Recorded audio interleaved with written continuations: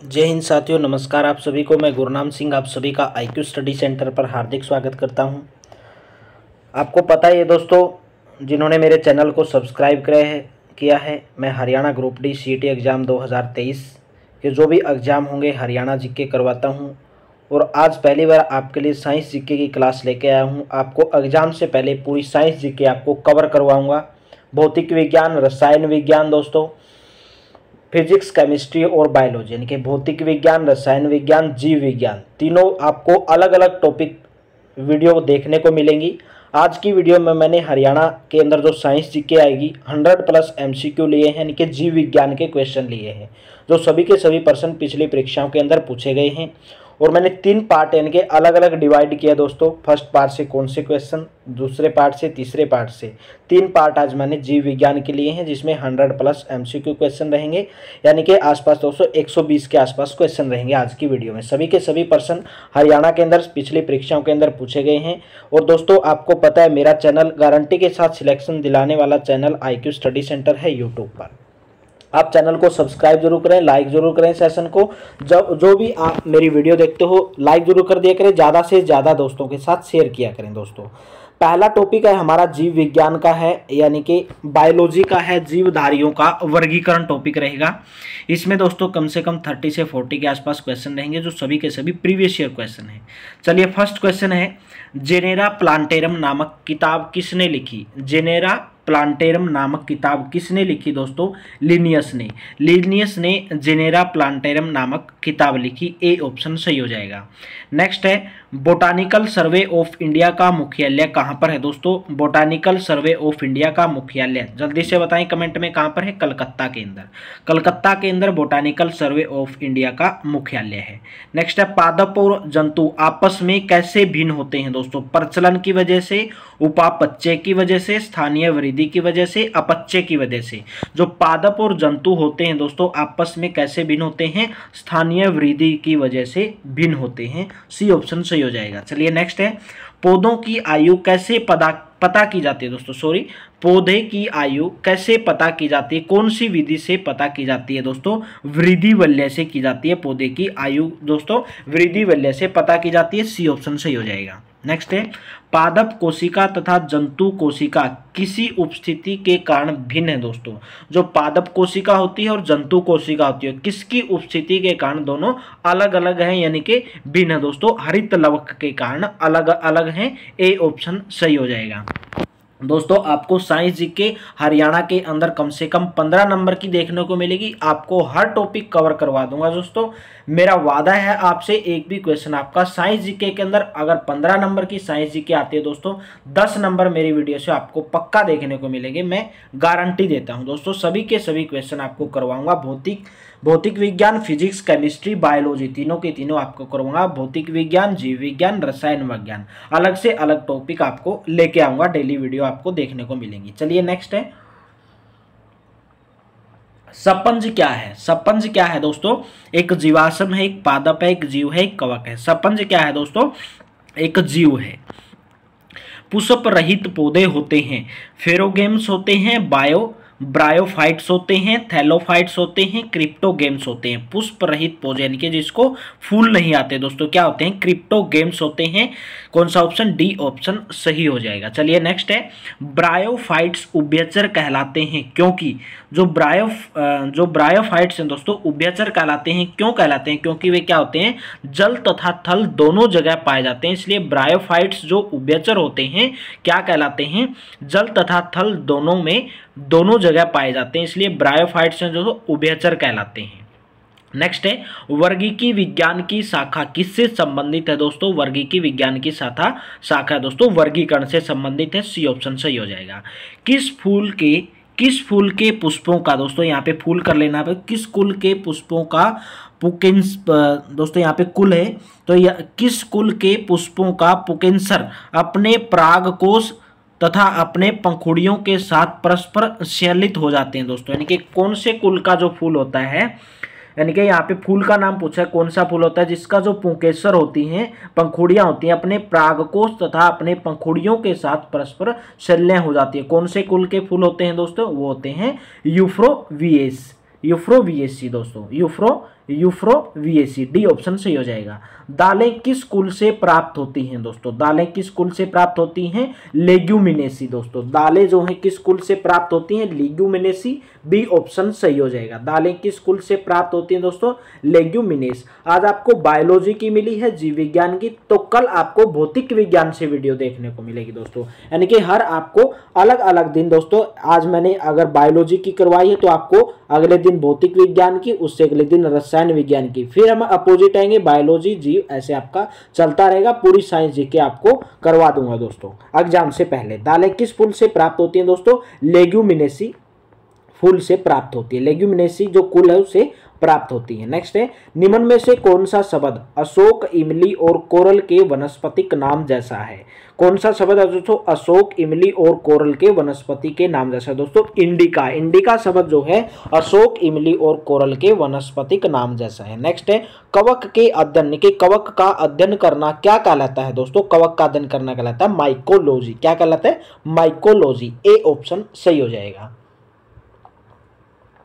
बहुत बार एग्जाम के अंदर पूछा गया है क्वेश्चन, कवक का अध्ययन करना क्या कहलाता है, माइकोलॉजी। नेक्स्ट है दोस्तों, मैं कोई भी क्वेश्चन बार बार रिपीट करता हूं, आप समझ जाना कि वो क्वेश्चन बहुत बार एग्जाम के अंदर आया हुआ क्वेश्चन है। एग्रोनॉमी किससे संबंधित है, एग्रोनॉमी दोस्तों वेरी वेरी इंपॉर्टेंट, एग्रोनॉमी किससे संबंधित है दोस्तों, फसलीय पौधे, जो फसलीय पौधों से संबंधित क्या है, एग्रोनॉमी, एग्रोनॉमी किससे संबंधित है, फसलीय पौधों से। नेक्स्ट क्वेश्चन है, पिप्पर पौधे क्या हैं, पिप्पर पौधे झाड़ी हैं, छोटा वृक्ष है, बेल है, पेड़ है, जो पिप्पर पौधे हैं दोस्तों बेल है, क्या है, पिप्पर पौधे हैं, क्या है, बेल है, सी ऑप्शन सही हो जाएगा। फर्न किस वर्ग में आते हैं, फर्न दोस्तों किस वर्ग में आते हैं, टेरिडोफाइटा, टेरिडोफाइटा वर्ग के अंदर फर्न आते हैं। फर्न किस वर्ग में आते हैं दोस्तों, टेरिडोफाइटा, यानी कि डी ऑप्शन सही हो जाएगा।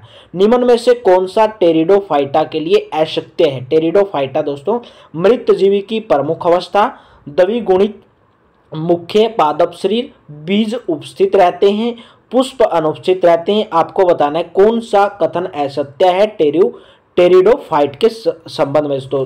टेरिडोफाइट के अंदर दोस्तों बीज उपस्थित रहते हैं, नहीं रहते हैं, तो ये असत्य कथन हो गया, सी ऑप्शन सही हो जाएगा। नेक्स्ट है, निम्न में से कौन सा ब्रायोफाइटा के लिए असत्य है दोस्तों, ब्रायोफाइटा, ब्रायोफाइटा दोस्तों किस क्या असत्य है, उसके लिए पुष्प की अनुपस्थिति होती है, ये उसके लिए असत्य है, क्योंकि पुष्प की उपस्थिति होती है दोस्तों ब्रायोफाइटा के अंदर, लेकिन यहाँ पे क्या दिया है, पुष्प की अनुपस्थिति होती है, तो इसलिए दोस्तों ये कथन असत्य है, तो डी ऑप्शन सही हो जाएगा। निम्न में से किसे जीव विज्ञान का जनक कहते हैं, जीव विज्ञान के बायोलॉजी का जनक, बायोलॉजी, फादर ऑफ बायोलॉजी किसे कहा जाता है दोस्तों, जीव विज्ञान का जनक किसे कहा जाता है, अरस्तु को जीव विज्ञान का जनक कहा जाता है, बी ऑप्शन सही हो जाएगा। जलीय पौधों का खाद्य स्रोत है, जो जलीय पौधे होते हैं दोस्तों वो खाद्य स्रोत क्या है उनका, पादप पलवक दोस्तों, क्या है, पादप पलवक जो है जलीय पौधों का खाद्य स्रोत है, सी ऑप्शन सही हो जाएगा। बांस क्या है दोस्तों, जड़ी बूटी है, पेड़ है, झाड़ियां हैं, घास है, बांस क्या दोस्तों, घास है, बांस एक प्रकार का क्या है, घास है। नेक्स्ट क्वेश्चन करते हैं, 5 जगत वर्गीकरण किसने प्रतिपादित किया दोस्तों, यानी कि जो वर्गीकरण करते हैं दोस्तों 5 जगत वर्गीकरण किसने प्रतिपादित किया, आर.एच. विटेकर ने, किसने किया दोस्तों, आर.एच. विटेकर, वैज्ञानिक का नाम है आर.एच. विटेकर, जिन्होंने 5 जगत वर्गीकरण को प्रतिपादित किया, बी ऑप्शन सही हो जाएगा। नेक्स्ट क्वेश्चन करते हैं, आलू, टमाटर तथा बैंगन, यहाँ पे कर लेना दोस्तों बगल लिखा है, तो यहाँ पे क्या करना है, बैंगन, आलू, टमाटर तथा बैंगन किस संघ की प्रजातियां हैं, किस संघ की प्रजातियां हैं दोस्तों, सोलेनम, सोलेनम संघ की प्रजातियां हैं आलू, टमाटर तथा बैंगन। नेक्स्ट क्वेश्चन है, मैग्नीफेरा यानी कि इंडिका, जिसको आम बोलते हैं दोस्तों, आम का रासायनिक नाम दोस्तों क्या है, वैज्ञानिक नाम क्या है, आम का मैग्नीफेरा इंडिका, आलू का दोस्तों सोलेनम ट्यूबरोसम, और दोस्तों शेर दोस्तों पैंथेरोलियोम इंडिका, दोस्तों नाम है ट्यूबरोसम और लियो किसको प्रदर्शित करते हैं। आपको दोस्तों बायोलॉजी के अंदर, जीव विज्ञान के अंदर आपको अटपटे शब्द देखने को मिलेंगे, बहुत थोड़ा टफ लगेंगे आपको, लेकिन आपको करना है दोस्तों, आपको तो सिलेक्शन लेना है तो आपको करना ही पड़ेगा दोस्तों इसको। तो मैग्नीफेरा इंडिका, सोलेनम दोस्तों किसको प्रदर्शित करते हैं, द्विपद विधि को प्रदर्शित करते हैं, ए ऑप्शन सही हो जाएगा। नेक्स्ट है, हरित लवक धरी साधारण, थैलोइड, सौपोषी और जलीय, ताजे व लवणीय होते हैं, क्या होते हैं दोस्तों, उनको क्या बोलते हैं, शैवाल, शैवाल जो है हरितलवकधरी होते हैं, साधारण होते हैं, थैलोइड होते हैं, स्वपोषी और जलीय होते हैं, यानी कि ताजे व लवणीय होते हैं शैवाल। नेक्स्ट है, निम्न में से कौन सा शैवाल का वर्ग नहीं है? क्लारोफाइसी, रेडोफाइसी, बियोफाइसी, जिम्नोस्पर्म। दोस्तों जो है शैवाल का वर्ग क्या नहीं है? जिम्नोस्पर्म। जिम्नोस्पर्म जो है दोस्तों शैवाल का वर्ग नहीं है। तो तीनों के तीनों दोस्तों क्लारोफाइसी, रेडोफाइसी, फियोफाइसी, तीनों के तीनों शैवाल का वर्ग है। नेक्स्ट है, रोडोफाइसी के सदस्य सामान्यतः कौन से शैवाल कहलाते हैं? कौन से शैवाल कहलाते हैं दोस्तों? लाल के, लाल शैवाल कहलाते हैं दोस्तों। जो रेडोफाइसी के सदस्य हैं सामान्यतः क्या कहलाते हैं? लाल शैवाल कहलाते हैं। नेक्स्ट है, फियोफाइसी के सदस्य सामान्यतः कैसे होते हैं दोस्तों? फियोफाइसी होते हैं भूरे रंग के। फियोफाइसी के सदस्य भूरे रंग के, रेडोफाइसी के सदस्य दोस्तों लाल शैवाल कहलाते हैं। नेक्स्ट क्वेश्चन करते हैं, सलीनम, पेट्यूनिया और धतूरा विभिन्न जातियों से संबंधित है। सलीनम, पेट्यूनिया और धतूरा विभिन्न जातियों से संबंधित है, किंतु निम्न में से किस परिवार या कुल के अंदर आती हैं दोस्तों? किस परिवार कुल के अंदर?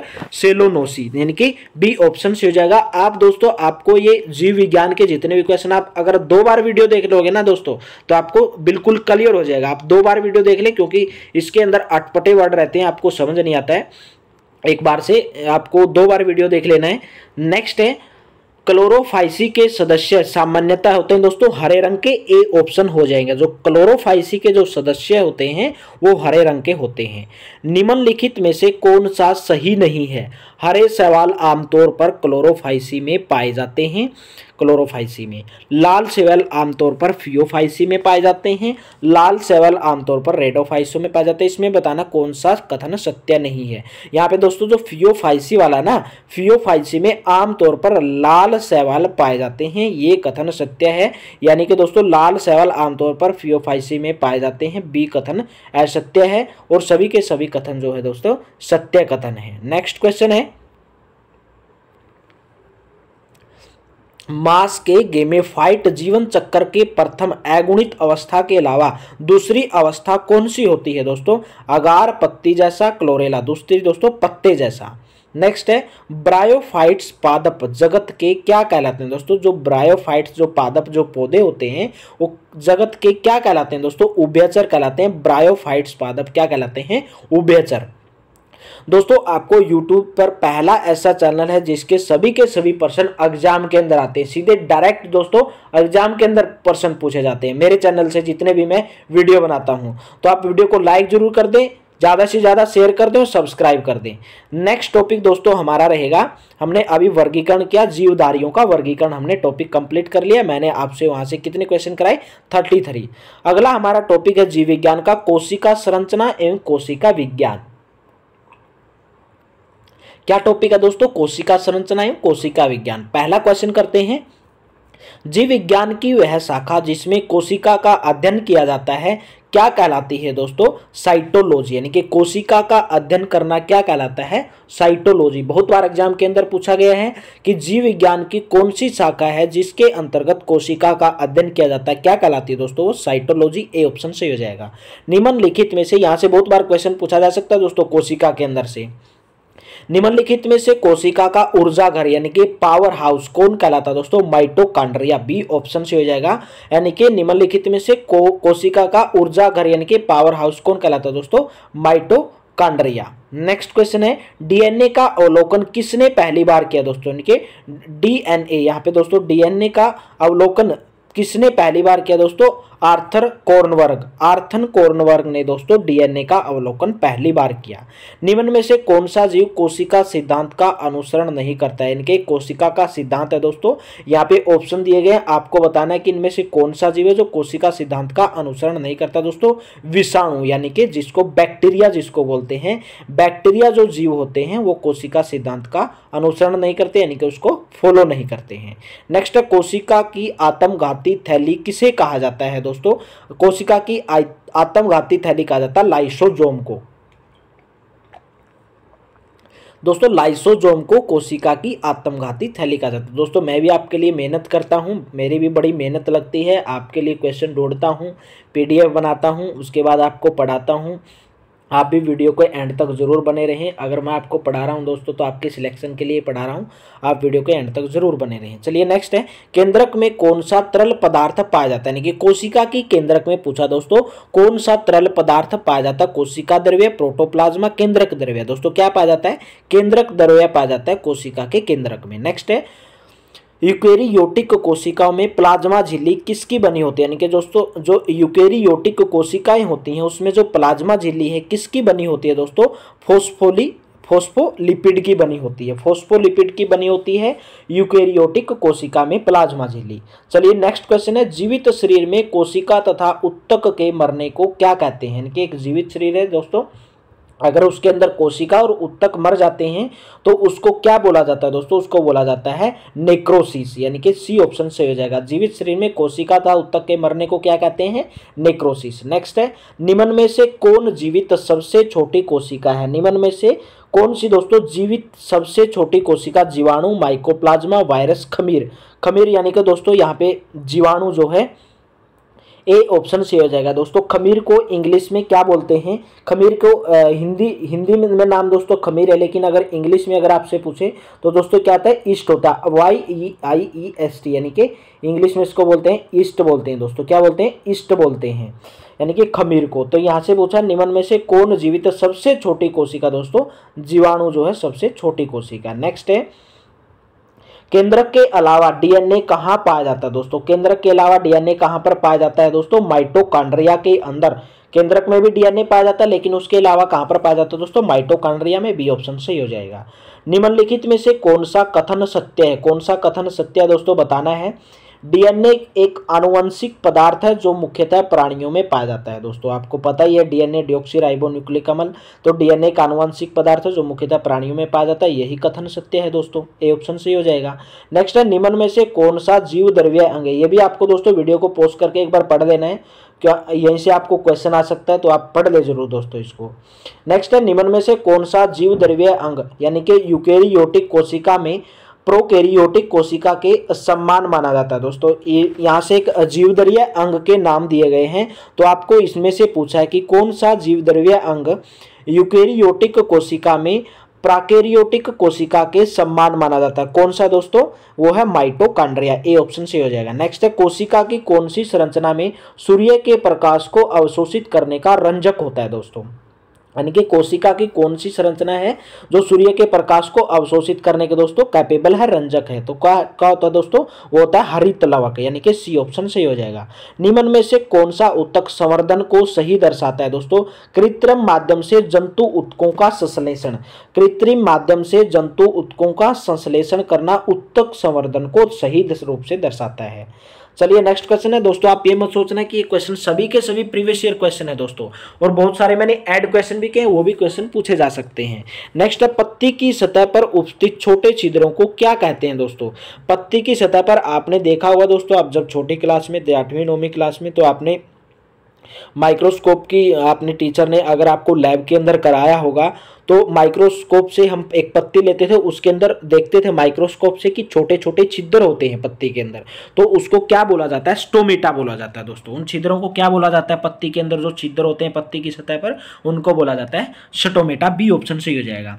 क्यूटिकल अनुपस्थिति होती है, क्यूटिकल अनुपस्थिति होती है दोस्तों जड़ के अंदर, जड़ के अंदर क्यूटिकल जो भी है दोस्तों पदार्थ है उसकी अनुपस्थिति होती है, क्यूटिकल अनुपस्थित होती है जड़ के अंदर, अनुपस्थित होती है दोस्तों, उसके अंदर नहीं होती है जड़ के अंदर, पत्ती में भी होती है, तने में भी होती है, फल में भी क्यूटिकल होता है, लेकिन जड़ के अंदर अनुपस्थित होता है, जड़ के अंदर क्यूटिकल नहीं होता है। नेक्स्ट है, घास की पत्तियों का खुलना मुड़ना किसके कारण होता है। आपने देखा होगा दोस्तों, जो हमारा पेड़ है या घास है, बहुत बार पत्ती उनकी मुड़ जाती हैं, सुबह के टाइम में देखोगे आप दोस्तों वो अच्छे तरीके से दिखेंगे, लेकिन शाम के टाइम देखोगे, दोपहर के टाइम देखोगे, धूप के कारण वो क्या जाती हैं, सिकुड़ जाती है, नहीं खुल जाती हैं और मुड़ जाती हैं, उसको बोलते हैं खुलना मुड़ना। तो किसके कारण होता है दोस्तों, किसके कारण होता है, इनमें विशेष प्रकार की बुलिफॉर्म कोशिकाएं पाई जाती हैं, जो दोस्तों पत्ती होती हैं मुड़ती हैं, यानी कि खुल जाती हैं, मुरझा जाती हैं जिसको हम बोलते हैं। तो इनमें विशेष प्रकार की क्या होती है, बुलिफॉर्म कोशिकाएं पाई जाती हैं, उसके कारण ये सब होता है।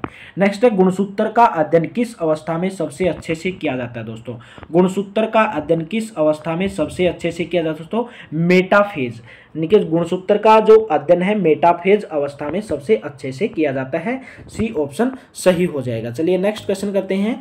पादप उत्तक कितने प्रकार के होते हैं? पादप उत्तक दोस्तों 3 प्रकार के होते हैं। ए ऑप्शन सही हो जाएगा। नेक्स्ट है, सेल्यूलोज किस प्रकार के पोषक तत्वों का उदाहरण है? सेल्यूलोज दोस्तों किस प्रकार के पोषक तत्वों का उदाहरण है? दोस्तों कार्बोहाइड्रेट्स, यानी कि सेल्यूलोज जो होते हैं कार्बोहाइड्रेट होते हैं दोस्तों, कार्बोहाइड्रेट पोषक तत्वों का उदाहरण है। नेक्स्ट है, कोशिका झिल्ली किस प्रकार की होती है? कोशिका झिल्ली दोस्तों किस प्रकार की होती है? दोस्तों होती है अर्धपारगम्य, अर्धपारगम्य होती है दोस्तों। कोशिका झिल्ली जो होती है वो अर्धपारगम्य होती है। बी ऑप्शन सही हो जाएगा। नेक्स्ट है, एंडोप्लाज्मिक रेटिकुलम किसकी उपस्थिति के कारण खुरदरा होता है? दोस्तों एंडोप्लाज्मिक रेटिकुलम किसकी उपस्थिति के कारण खुरदरा होता है? दोस्तों राइबोसोम की उपस्थिति के कारण, यानी कि डी ऑप्शन सही हो जाएगा। राइबोसोम की उपस्थिति के कारण एंडोप्लाज्मिक रेटिकुलम दोस्तों खुरदरा होता है। नेक्स्ट है, यूकेरियोटिक कोशिका में आरएनए संश्लेषण कहां पर होता है? दोस्तों केंद्रक के अंदर। दोस्तों कोशिका का नाम है यूकेरियोटिक, उसके अंदर आरएनए का जो संश्लेषण होता है दोस्तों कहां पर होता है? केंद्रक के अंदर होता है। डी ऑप्शन सही हो जाएगा। किस पेड़ की छाल का उपयोग मसाले में किया जाता है? दोस्तों कौन सी पेड़ की छाल है जिसका उपयोग मसाले बनाने में प्रयोग किया जाता है? दोस्तों वो है दालचीनी, यानी कि जो दालचीनी जो पेड़ है दोस्तों उसकी जो छाल का उपयोग है मसाले बनाने में किया जाता है। नेक्स्ट है, वह पौधा जिसकी जड़ें परजीवी की तरह व्यवहार करती हैं, यानी कि एक पौधा है दोस्तों जिसकी जो जड़ें हैं एक परजीवी की तरह व्यवहार करती है। कौन सा पौधा दोस्तों? कुस्कुटा पौधा। कौन सा है? कुस्कुटा। सी ऑप्शन सही हो जाएगा। कुस्कुटा पौधा जिसकी जड़ें परजीवी की तरह व्यवहार करती है। नेक्स्ट क्वेश्चन है, निम्न में से किसमें बहुसत्रीय एपिडर्मिस पाई जाती है? किसमें दोस्तों बहुसत्रीय एपिडर्मिस पाई जाती है? किसके अंदर पाई जाती है? तो नीरियम के अंदर दोस्तों, नीरियम के अंदर बहुसत्रीय एपिडर्मिस पाई जाती है। नेक्स्ट क्वेश्चन है, विशिष्ट एपिडर्मल कोशिकाएं जो स्टोमेटल छिद्रों के आसपास पाई जाती हों उसे क्या कहते हैं? दोस्तों विशिष्ट एपिडर्मल कोशिकाएं जो स्टोमेटल छिद्रों के आसपास पाई जाती हैं दोस्तों उसको बोलते हैं गार्ड कोशिकाएं, यानी कि विशिष्ट एपिडर्मल कोशिकाएं जो स्टोमेटल छिद्रों के आसपास पाई जाती हैं दोस्तों उसको क्या बोलते हैं? गार्ड कोशिकाएं। नेक्स्ट क्वेश्चन है, इंटरकैलरी मेरिस्टम पाया जाता है कहां पर पाया जाता है? इंटरबड में, यानी कि जो इंटरकैलरी मेरिस्टेम कहां पर पाया जाता है? तो इंटरबड में पाया जाता है, यानी कि डी ऑप्शन सही हो जाएगा। अफीम के किस भाग में मॉर्फिन होता है? दोस्तों अफीम के अंदर मॉर्फिन नामक दोस्तों पदार्थ पाया जाता है। वो किस भाग में होता है? अफीम के दोस्तों फल आवरण में होता है। अफीम के फल आवरण भाग में मॉर्फिन प्राप्त होता है। नेक्स्ट है, पौधे की जो कोशिका भित्ति है किससे बनी होती है? दोस्तों सेल्यूलोज से, यानी कि पौधे की जो कोशिका भित्ति है किससे बनी होती है? दोस्तों सेल्यूलोज से। थकना नहीं है दोस्तों, आपको वीडियो के एंड तक बने रहना है। विज्ञान के अंदर आपको 15 में से अगर 15 मार्क्स चाहिए तो मेरे चैनल पर आपको बने रहना है, वीडियो को एंड तक बने रहना है। नेक्स्ट क्वेश्चन है, कौन सा रासायनिक समूह कोशिका विभाजन और शाखा निर्माण को प्रभावित करती है? यानी कि कौन सा रासायनिक समूह दोस्तों जो कोशिका का विभाजन और शाखा निर्माण को प्रभावित करती है? कौन सा दोस्तों? साइटोकाइनिन। ए ऑप्शन सही हो जाएगा। निम्नलिखित में से कोशिका का नियंत्रण कक्ष किसे कहा जाता है? दोस्तों केंद्रक को। केंद्रक को दोस्तों कोशिका का नियंत्रण कक्ष, वेरी वेरी इंपॉर्टेंट क्वेश्चन। कोशिका का नियंत्रण कक्ष किसे कहा जाता है? दोस्तों केंद्रक को कहा जाता है। ए ऑप्शन सही हो जाएगा। आनुवांशिक रूप से समान व्यक्तियों के बीच का प्रत्यारोपण क्या कहलाता है? दोस्तों आइसोग्राफ्ट कहलाता है, यानी कि आनुवांशिक रूप से समान व्यक्तियों के बीच का प्रत्यारोपण क्या कहलाता है? दोस्तों आइसोग्राफ्ट कहलाता है। बी ऑप्शन सही हो जाएगा। नेक्स्ट क्वेश्चन है, पौधों में जाइलम किसके लिए उत्तरदायी होता है? तो जल के परिवहन के लिए, यानी कि पौधों के अंदर जो जाइलम उत्तक होता है दोस्तों, आपसे क्वेश्चन पूछा जा सकता है, आपको क्वेश्चन खुद भी बना लेना है दोस्तों। यहाँ से क्वेश्चन बन गया पौधों के अंदर कौन सा उत्तक पाया जाता है, यहाँ से आपको पता चला जाइलम उत्तक पाया जाता है। पौधों में जो जाइलम उत्तक है किसके लिए उत्तरदायी होता है? दोस्तों जल के परिवहन के लिए। जल का जो, यानी कि पेड़ के अंदर जो जड़ों से जो जल जाता है दोस्तों, पत्ती तक तने तक जो जल जाता है, यानी कि पेड़ जल के परिवहन के लिए दोस्तों जो पौधों के अंदर है जाइलम उत्तक उत्तरदायी होता है। नेक्स्ट है, निम्नलिखित में से कौन सा कोशिकांग पादप कोशिका तथा जंतु कोशिका दोनों में पाया जाता है? इनमें से एक दोस्तों कोशिका का अंग है जो पादप कोशिका में पाया जाता है और जंतु कोशिका में। कौन सा दोस्तों कोशिका का कौन सा अंग है? माइटोकॉन्ड्रिया। नेक्स्ट है, निम्न में से कौन सा कोशिकांग कोशिकीय श्वसन के लिए उत्तरदायी है? कौन सा कोशिका का अंग है दोस्तों जो कोशिकीय श्वसन के लिए उत्तरदायी है? वो दोस्तों माइटोकॉन्ड्रिया, बी ऑप्शन सही हो जाएगा। समान कोशिकाओं के समूह को उनके कार्य के अनुसार क्या कहते हैं दोस्तों? उत्तक कहते हैं। उत्तक आपको पता है दोस्तों, उत्तक क्या होता है? समान कोशिकाओं के समूह को उनके कार्य के अनुसार क्या कहते हैं दोस्तों? उत्तक कहते हैं। ए ऑप्शन सही हो जाएगा। नेक्स्ट है, कौन से विभज्योतक परिपक्व ऊतकों के बीच में पाया जाता है? कौन सा विभज्योतक परिपक्व ऊतकों के बीच में पाया जाता है दोस्तों? इंटरकैलेरी, यानी कि ए ऑप्शन सही हो जाएगा। नेक्स्ट क्वेश्चन करते हैं दोस्तों। अगर आपको वीडियो अच्छी लग रही है, कंटेंट बेहतर लग रहा है, प्लीज़ लाइक जरूर कर दें, ज़्यादा से ज़्यादा अपने दोस्तों के साथ शेयर करें, आपके सहयोग की ज़रूरत है। अगर आप चैनल पर पहली बार है तो चैनल को सब्सक्राइब कर लें। हमने जीव विज्ञान के 2 टॉपिक दोस्तों कंप्लीट कर लिए हैं। जीवधारियों का जो वर्गीकरण कर लिया है, कोशिकाओं का जो टॉपिक था वो कर लिया है।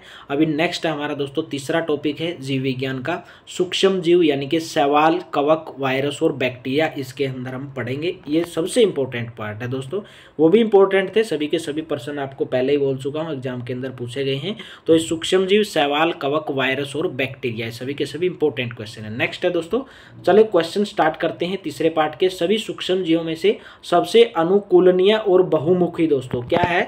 जितने भी सूक्ष्म जीव क्या दोस्तों? छोटे, सूक्ष्म का मतलब छोटे, सबसे छोटे जीवों में से सबसे अनुकूलनीय और बहुमुखी दोस्तों कौन सा है? विषाणु। विषाणु है दोस्तों, इनके बैक्टीरिया। ए ऑप्शन सही हो जाएगा। नेक्स्ट है, विषाणु में क्या पाया जाता है दोस्तों? विषाणु में पाया जाता है प्रोटीन और लिपिड। प्रोटीन और लिपिड, ए ऑप्शन सही हो जाएगा। विषाणु में प्रोटीन और लिपिड पाया जाता है। नेक्स्ट क्वेश्चन करते हैं, कवक को मारने के लिए कौन सा रसायन प्रयोग किया जाता है दोस्तों? कवक को मारने के लिए कौन सा रसायन प्रयोग किया जाता है? कॉपर सल्फेट का प्रयोग कवक को मारने के लिए प्रयोग किया जाता है। निम्न में से किसका तपेदिक के इलाज के लिए प्रयोग किया जाता है? तपेदिक के इलाज के लिए किसका प्रयोग किया जाता है दोस्तों? पेनिसिलिन। पेनिसिलिन का प्रयोग किया जाता है। पेनिसिलिन का प्रयोग किया जाता है दोस्तों तपेदिक के इलाज के लिए। नेक्स्ट क्वेश्चन है, विषाणु के बारे में सत्य क्या है दोस्तों? इसमें आरएनए पाया जाता है, ये जीवाणु को प्रभावित करते हैं, ये एंटीबॉडीज नहीं बना सकते हैं, केवल पोषक कोशिका में गुणित होते हैं दोस्तों। सत्य कथन क्या है? एक ही कथन सत्य है, ये केवल पोषक कोशिका है दोस्तों उसमें ही गुणित होते हैं। विषाणु के बारे में यही कथन सत्य है। नेक्स्ट क्वेश्चन करते हैं, एडस विषाणु होता है, क्या होता है दोस्तों? एडस विषाणु सिंगल फाइबर आरएनए होता है। एडस का जो विषाणु होता है दोस्तों क्या होता है? उसके अंदर सिंगल फाइबर आरएनए होता है, यानी कि ए ऑप्शन सही हो जाएगा, जिसको हिंदी में बोलेंगे दोस्तों एकल तंतु आरएनए। नेक्स्ट है क्वेश्चन नंबर 7, निम्नलिखित में से कौन सा जीव समूह तेजी से वृद्धि करता है दोस्तों? शैवाल, कवक, बैक्टीरिया, प्रोटोजोआ।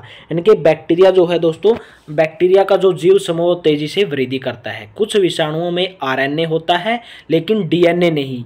ये क्या इंगित करता है? आपको पता दोस्तों, कुछ विषाणु हैं जिसमें आरएनए होता है लेकिन डीएनए नहीं होता है। किस बात की तरफ इंगित करता है? ये करता है दोस्तों कि जितने भी विषाणुओं में आरएनए होता है लेकिन डीएनए नहीं होता, वो विषाणु क्या होते हैं? इन विषाणुओं में आनुवांशिक सूचना आरएनए द्वारा की जाती है। जो आनुवांशिक सूचना है दोस्तों किसके द्वारा की जाती है? आरएनए द्वारा की जाती है। सी ऑप्शन सही हो जाएगा। पोलियो क्या है? पोलियो क्या है दोस्तों? एक विषाणु है। पोलियो क्या है? एक विषाणु है, यानी कि बैक्टीरिया है। डी ऑप्शन सही हो जाएगा। तपेदिक किसे फैलता है? तपेदिक किसे फैलता है दोस्तों? संक्रमित वायु द्वारा, खून ट्रांसफ्यूजन, दूषित जल द्वारा, यौन संबंध द्वारा। तपेदिक फैलता है दोस्तों संक्रमित वायु द्वारा, यानी कि वायु प्रदूषण जिसको आप बोल सकते हैं संक्रमित वायु द्वारा। रेबीज क्या है दोस्तों? आपको पता है दोस्तों रेबीज क्या होता है? कुत्ते के काटने से। हेलमेंथीमिस की बीमारी, विषाणु की बीमारी, जीवाणु की बीमारी, विषाणु की बीमारी है दोस्तों। रेबीज क्या है? विषाणु की बीमारी। बी ऑप्शन सही हो जाएगा। नेक्स्ट है, डेंगू किसे फैलता है दोस्तों?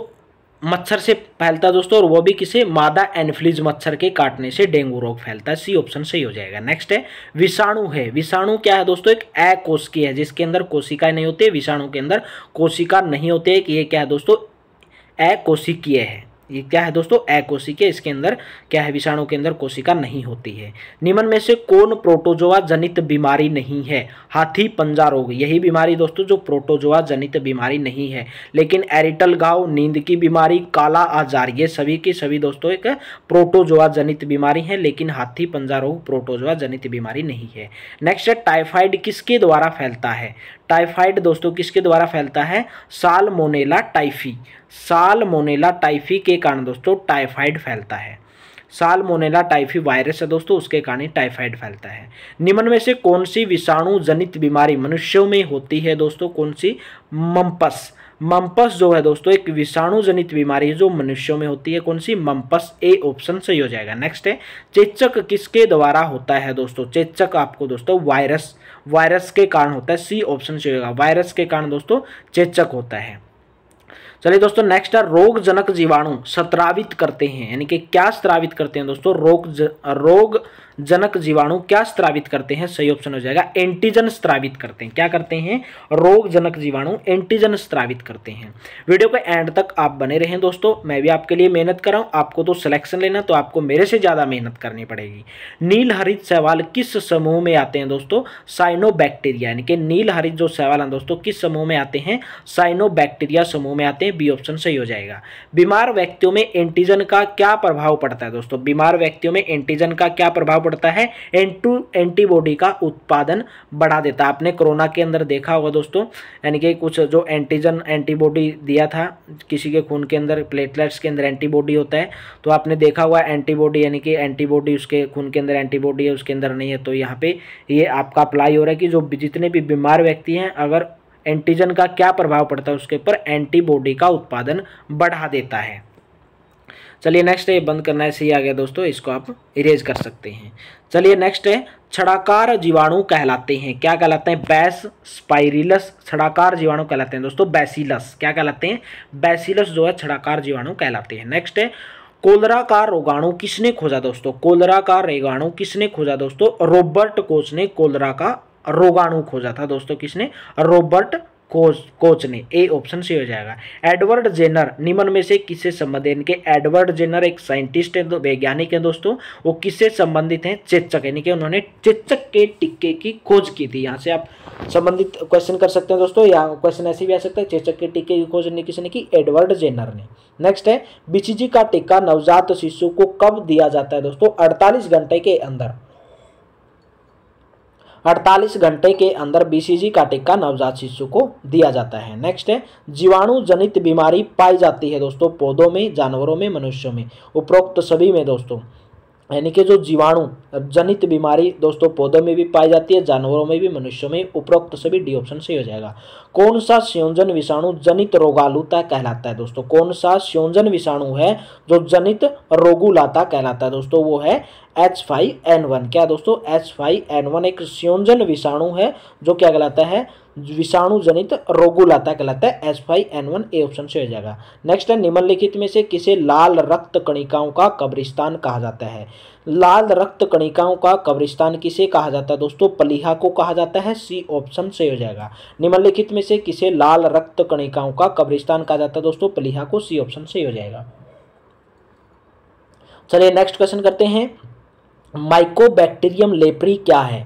माइकोबैक्टीरियम लेप्री क्या है? क्या है दोस्तों? बैसिलस है। माइकोबैक्टीरियम लेप्री क्या है? बैसिलस। नेक्स्ट क्वेश्चन करते हैं, कोशिका का सबसे छोटा आकार क्या है जिसे हम नंगी आंखों से देख सकते हैं दोस्तों? वो है 100 माइक्रोन। यानी कि कोशिका का सबसे छोटा आकार क्या है दोस्तों? 100 माइक्रोन, यानी कि 100 माइक्रोन। माइक्रोन दोस्तों क्या है? एक कोशिका की इकाई है। तो कोशिका का सबसे छोटा आकार है दोस्तों 100 माइक्रोन, जिसे हम नंगी आंखों से देख सकते हैं। सी ऑप्शन से हो जाएगा। निम्न में से कौन सा सूक्ष्म जीव दूध जमाने में काम आता है दोस्तों? लैक्टोबैसिलस। आपको पता है दोस्तों, दूध का दही बनाने के लिए उसमें क्या डाला जाता है? लैक्टोबैसिलस, यानी कि डी ऑप्शन सही हो जाएगा। नेक्स्ट क्वेश्चन करते हैं, प्लेग किसके द्वारा फैलता है दोस्तों? जीवाणुओं द्वारा, प्रोटोजोआ द्वारा, विषाणुओं द्वारा। उपरोक्त सभी के द्वारा दोस्तों। जीवाणुओं द्वारा दोस्तों प्लेग बीमारी फैलती है। आपको पता है दोस्तों, चूहों के कारण भी प्लेग बीमारी फैलती है, उनके अंदर जीवाणु होते हैं, जो जीवाणुओं के द्वारा प्लेग फैलता है। नेक्स्ट क्वेश्चन है, एडस विषाणु नष्ट करता है, क्या नष्ट करता है दोस्तों? एडस विषाणु लिम्फोसाइट है। हमारे शरीर के अंदर जो लिम्फोसाइट होते हैं दोस्तों, एडस विषाणु जब हमारे शरीर में जाता है तो क्या हमारे शरीर के अंदर लिम्फोसाइट नष्ट कर देता है। यानी कि हमारे शरीर के अंदर दोस्तों, हमारे शरीर के जितने भी रोग प्रतिरोध अक्षमता है, यानी कि हमारे शरीर की, वो खत्म हो जाती है। रोगाणुओं से लड़ने की अक्षमता हमारे शरीर की खत्म हो जाती है। अगर हम बीमार पड़ जाते हैं दोस्तों, हम लगातार बीमार ही होते रहते हैं, हमारा शरीर रोगों से लड़ने में सक्षम नहीं होता, तो लिम्फोसाइट की वजह से दोस्तों, यानी कि एडस विषाणु हमारे शरीर के अंदर लिम्फोसाइट को नष्ट कर देता है। निम्न में से कौन से जीवाणु की प्रजाति का विकास आनुवांशिक बदलाव के द्वारा प्राकृतिक पृथक्करण से होता है दोस्तों? यानी कि निम्न में से कौन से जीवाणु की प्रजाति का जो विकास है आनुवांशिक बदलाव के द्वारा प्राकृतिक पृथक्करण से होता है दोस्तों? स्यूडोमोनास, यानी कि ए ऑप्शन सही हो जाएगा। नेक्स्ट है रिंडरपेस्ट रोग मवेशियों में किसके द्वारा फैलता है? दोस्तों रिंडरपेस्ट रोग मवेशियों में किसके द्वारा फैलता है दोस्तों? विषाणुओं द्वारा, यानी कि बैक्टीरिया द्वारा। सी ऑप्शन सही हो जाएगा। नेक्स्ट करते हैं बैक्टीरियोफेज की खोज किसने की दोस्तों?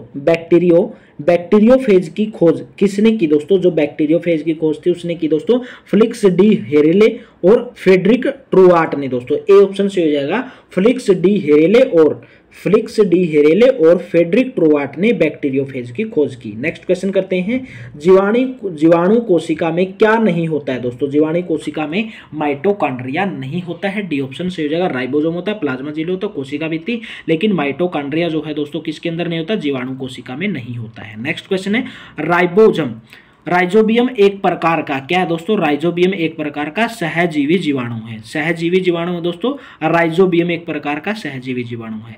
जीवाणुओं द्वारा कौन सा हानिकारक पदार्थ बनता है दोस्तों? जीवाणुओं द्वारा विषाक्त। जीवाणुओं द्वारा दोस्तों कौन सा हानिकारक पदार्थ बनता है? विषाक्त, यानी कि डी ऑप्शन सही हो जाएगा। किसके प्रतिरोध में इंटरफेरोन संश्लेषित होता है दोस्तों? किसके प्रतिरोध में? विषाणु के प्रतिरोध में दोस्तों इंटरफेरोन संश्लेषित होता है, यानी कि डी ऑप्शन से हो जाएगा। किसके प्रतिरोध में इंटरफेरोन संश्लेषित होता है दोस्तों? विषाणु, डी ऑप्शन से हो जाएगा। नेक्स्ट क्वेश्चन करते हैं न्यूमोनिया एक जीवाणु जनित रोग है जो किस प्रकार के जीवाणु द्वारा फैलाया जाता है दोस्तों? निमोनिया आपको पता है दोस्तों, निमोनिया हो जाता है एक जीवाणु जनित रोग है जो किस प्रकार के जीवाणु द्वारा फैलाया जाता है दोस्तों? कोकाई जीवाणु के द्वारा। किसके द्वारा? कोकाई जीवाणु, यानी कि बी ऑप्शन से हो जाएगा।